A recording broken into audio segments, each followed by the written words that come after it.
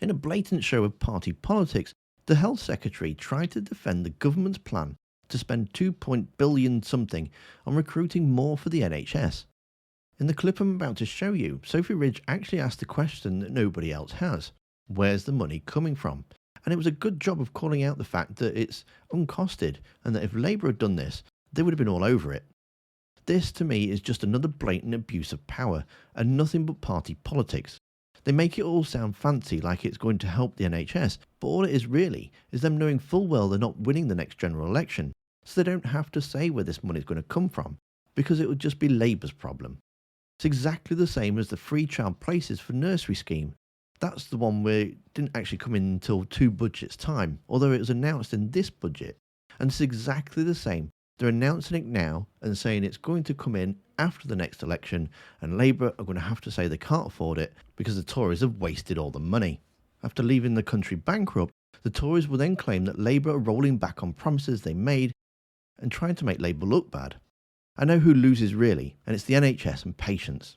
Yet again, instead of actually putting a plan together that would actually help the NHS, instead they're just too busy trying to make it as hard as possible for the next government to actually get something done that would help people.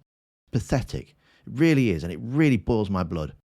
Anyway, have a watch and tell me what you think in the comments. £2.4 billion over 5 years. Where's that money coming from?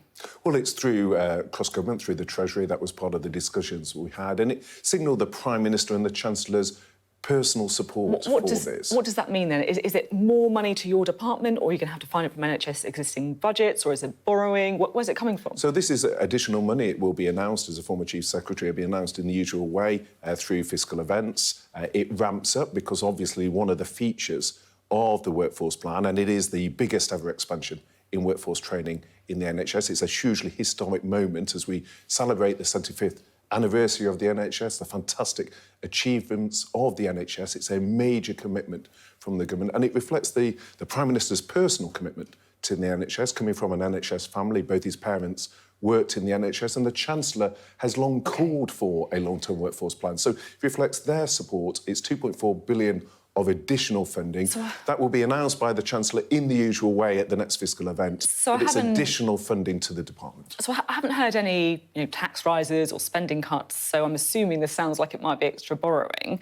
100% of GDP, that's the current level of debt. Interest rates rising, so the cost of servicing government debt is going up. Is that really responsible? Well, it scales up, Sophie. So first year, obviously, you're going to have 1 year of people being trained. In the second year, that doubles as those 2.4 billion. medical... If Labour announced a policy of 2.4 billion without saying how that money was coming from, you would be after them like a rocket. It scales up. You've got to see that in terms of the way the doubling of medical undergraduates works is obviously that is cumulative, because the second year you've got double the number, the third year triple. So that scales up over time. But also it helps in terms of the cost of agency, the cost of bank and other support. So it's important to our retention in the NHS. If we have more NHS staff staying, that is a cost-effective approach. So what the plan is about is training more, yes, but also how do we have better retention, and also how do we deliver that training in more efficient ways through reform. So there's 3 elements to the plan, not just the increase in numbers, but also the work on training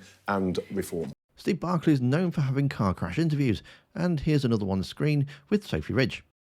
Thanks for watching. Don't forget to hit that like button, and I'll see you next time.